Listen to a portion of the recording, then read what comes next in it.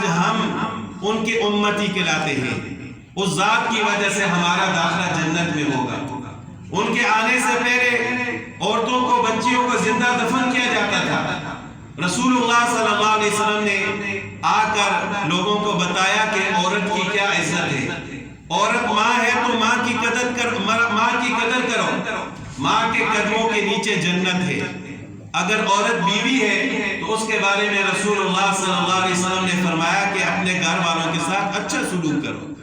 اور اگر عورت بیٹی ہے تو رسول اللہ صلی اللہ علیہ وسلم نے فرمایا کہ جس کو اللہ تعالیٰ جس شخص کو بیٹی عطا فرمائے، اس کی اچھی پرورش کرے، اس کی اچھی تربیت کرے، تو وہ قیامت کے دن میرے ساتھ اس طرح ہوگا جس طرح یہ دو انگلیاں۔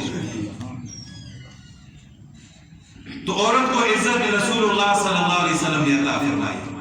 پھر عرب کا جو معاشرہ تھا وہاں غریبوں کی کوئی عزت نہیں تھی، مزدوروں کو پیسا جاتا تھا۔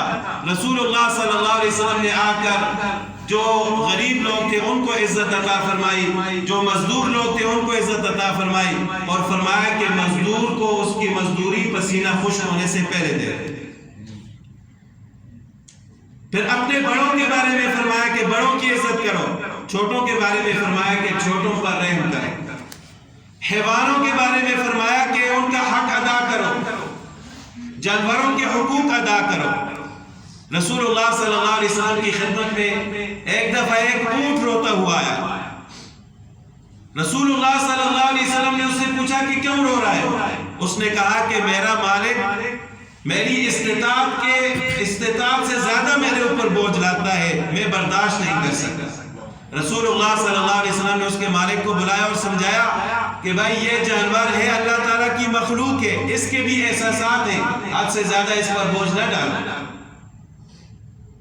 تو رسول اللہ صلی اللہ علیہ وسلم کے سمجھانے کے بعد اس شخص نے اس اونٹ پر زیادتی نہیں کی۔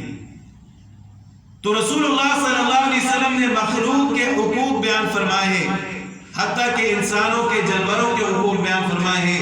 پھر قیامت کے دن جنت میں داخلہ بھی رسول اللہ صلی اللہ علیہ وسلم کے صدقے سے ہوگا۔ جب محشر کا مقام ہوگا، آدم علیہ السلام سے لے کر تمام جتنے بھی انبیاء علیہ السلام ہیں وہ نفسی نفسی کہیں گے، صرف رسول اللہ صلی اللہ علیہ وسلم کی ذات ہوگی جو کہے گی امتی امتی۔ جس نے اپنی امت کے لیے آنسو بہائے، جس نے رو رو کر دعائیں کی کہ یا اللہ میری امت کے چہرے نہ تبدیل کر، میری امت کے چہرے مسخ نہ ہو، ان کے اوپر ایسا عذاب نازل نہ ہو کہ ایک ہی دفعہ ساری امت ختم ہو جائے۔ پہلی امتوں پر عذاب نازل ہوتے رہے، آج ہمارے اندر ان سے زیادہ گناہ ہے، صرف رسول اللہ صلی اللہ علیہ وسلم کی دعا کی وجہ سے ہم بچے ہوئے۔ تو جس شخص کے اتنے زیادہ احسانات ہوں اپنی امت کے اوپر، تو پھر امت کا یہ حق بنتا ہے کہ وہ اس ذات کے ساتھ محبت کرے، اور محبت ایسی محبت کہ جس طرح صحابہ کرام نے محبت کی تھی۔ ایک صحابی ہے، کفار نے ایک دفعہ ان کو قید کر لیا، اب ان کو سولی پر لٹکانے لگے، تو ایک شخص نے ان سے پوچھا کہ کیا آپ یہ چاہتے ہو کہ آپ کی جگہ پر رسول اللہ صلی اللہ علیہ وسلم کو سولی پر لٹکا دیا جائے؟ نعوذ باللہ۔ ان صحابی نے فرمایا کہ سولی پر لٹکانا تو دور کی بات ہے، میں یہ بھی نہیں چاہتا کہ میری جان چھوٹ جائے اور رسول اللہ صلی اللہ علیہ وسلم کے پاؤں میں ایک کانٹا بھی چلے، میری جان چلی جائے، رسول اللہ صلی اللہ علیہ وسلم کے پاؤں میں کانٹا بھی نہ چبھے، میں تو یہ چاہتا ہوں۔ ایسی محبت کی صحابہ کرام کی۔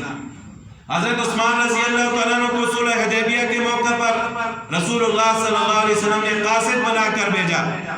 صحابہ کرام نے رشک کیا کہ عثمان کتنا خوش نصیب ہے، وہاں جا کر کعبہ کا طواف کر رہا ہوگا، کیونکہ مسلمانوں کو نہیں جانے دے رہے تھے کفار۔ تو رسول اللہ صلی اللہ علیہ وسلم نے فرمایا کہ ہو نہیں سکتا کہ وہ میرے بغیر طواف کرے۔ ایسا ہی ہوا، جب حضرت عثمان رضی اللہ تعالیٰ عنہ مکہ میں پہنچے، کفار نے مسلمان ہونے کے باوجود ان کے ساتھ اچھا سلوک کیا، ان کو کہا کہ آپ جہاں چاہیں جا سکتے ہیں، جس کے ساتھ ملاقات کرنا چاہیں ملاقات کر سکتے ہیں۔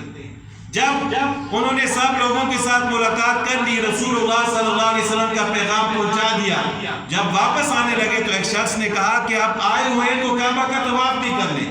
حضرت عثمان رضی اللہ تعالیٰ